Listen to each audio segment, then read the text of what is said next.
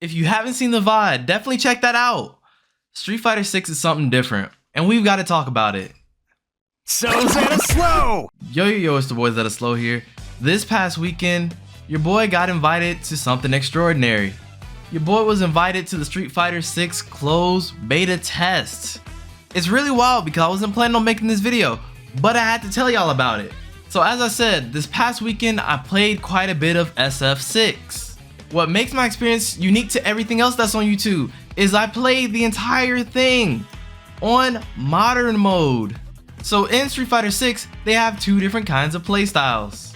Classics for the OGs who like the 6-button style that Street Fighter is known for, but then you have the 7-button style of modern mode. Modern mode was really appealing to me because I haven't been invested in Street Fighter in a very long time. In fact, the last time I think I played a lot of Street Fighter was Third Strike Online Edition for the PS3. So currently my main genre of fighting game is anime fighters, and that's usually what I show up on this channel. So the main difference from those to Street Fighter is Street Fighter usually has your 3 punch buttons, your 3 kick buttons. They all range from light to medium to heavy. And with anime games, you tend to have 4 to 5 button layouts. Usually you have your light, your medium, your heavy, and then you have your unique function buttons, which oddly enough is close to the modern 7-button style.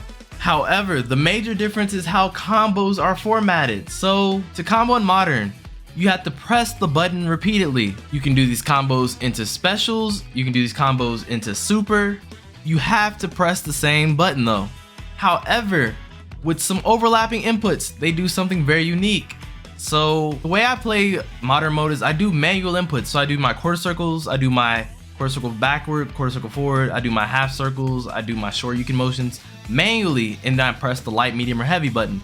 However, with overlapping commands, the way that they do it is they put the overlapping command only on the special button. So sometimes I have to reach my finger over and press the special button for specific inputs, right? This includes Luke's run command. You have Jamie's hey thing where he does the little command grab thing that stops you from moving. You have Kimberly's little run animation thing that she does. That's all tied to that button, and you use that very frequently. And honestly, that adds a different layer of depth and execution for modern mode players. This also comes in the form of EX moves, because with modern mode you can press 2 buttons to do a EX fireball. However, with motions that are normally only on the special button, you have to press the auto button, but then press the special button, and then you will get the EX version of your move. Like I was saying, there's a layer of accommodation for me that I was not expecting to be in the game, because I thought if you went modern mode, you had to press the special button to do commands. But not only did you have a unique way to play, you also had nuance between characters. So Luke has a light combo, a medium combo, and then a heavy button. You can't combo anything after that heavy button. However, with Jamie, you start with no light combo, you start with no medium combo, and you start with no heavy combo. In fact, Jamie has to unlock all his combos through his drink levels. So once he's at level 1, he gets the light combo that you can use to chain into a special. And then once you get to 2 drinks, you can do your medium combo, and that lets you do the overhead into the drink. And with Ryu, you don't even get a light combo. He just doesn't have one. So you just have a light jab, however he has a medium combo. So there's, like I said, a lot of variance between characters even for modern mode players. Also, modern mode is highly viable. As I said, I played the entire beta just using modern mode, and I started off in diamond rank. I went for the ranking placement. I tried to go to bronze. I did so well that I went all the way to diamond, which is actually kind of wild. So that's a thing. But there was a level of mastery that I had to understand to get to this point. There was, like, of course, the point where I was mashing the button, so it did too many hits, and that last hit is usually very unsafe in the combo. So you have to figure out, okay, how am I going to get into the string, or how am I going to use my other normals around it? Because you still get all the command normals actually. All the command normals are still available to you. They just may be available in a different way to classic mode. As I've said, my overall experience for this beta has been overwhelmingly positive. Sure, you created characters and you walked around a lobby, you know, kind of like what other games are kind of doing right now, like Strive and, you know, Dragon Ball and things like that. However, It was the atmosphere that sold it for me. It felt like you were at a fighting game event, and that to me is an amazing feeling because you could just hear buttons being clacked everywhere. You have like vendors over here trying to sell you clothes.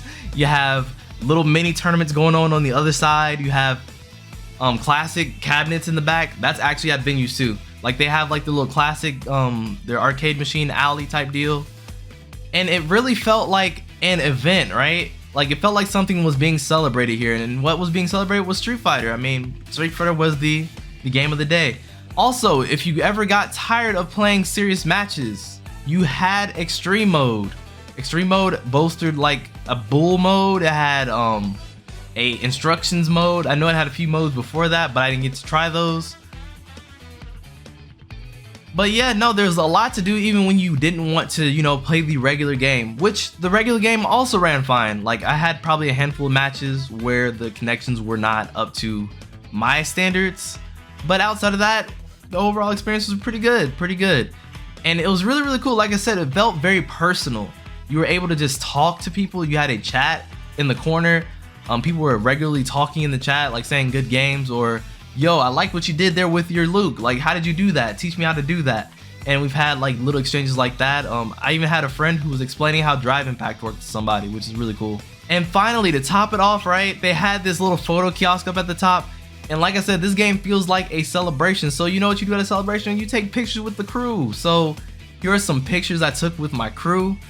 It was a great experience all in all. I'm honestly coming out of this a little bit sad, honestly. We still have no release date for Street Fighter 6, and there's no telling when we will get a release date. All I can do is say thank you, Capcom, for allowing me to be a part of this event. In just 3 days, you provided something truly special to the FGC, and I am, for the first time in a while, very, very excited about Street Fighter. So everybody, if you got in or you were able to watch somebody play it, what do you guys think about Street Fighter 6? Do you think it's looking really promising? Because honestly, I feel like this is the future of fighting games. It really does. It feels like the future of fighting games. But yeah, let me know down below in the comments. Also, if you liked the video, definitely leave a like. And if you're new here, definitely hit that subscribe button.